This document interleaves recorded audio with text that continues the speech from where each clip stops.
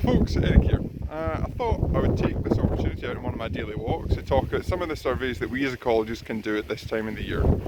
Now obviously on a day like today, yeah, we want to stay indoors, particularly if you've got a remote site or a site at altitude. It'll be quite hard to get to. If you're doing a PEA or a phase 1, you can do them in winter. Not really on a day like today though, when the plants are mostly under the snow. You can't really see them, you can't get a good plant list, there's not much point. If you're doing a phase 1 at this time of the year anyway, you probably have to recommend that your client takes additional botany surveys during the summer months, just to update the species list and confirm some of the habitats that you've said are on site.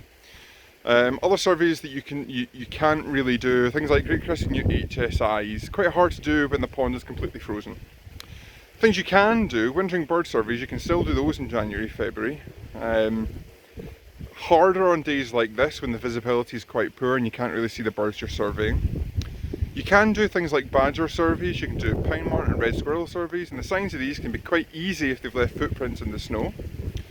Particularly badgers actually, if you've got a really big active badger set, you'll see the paths running through the field margins, etc. that you've got on site.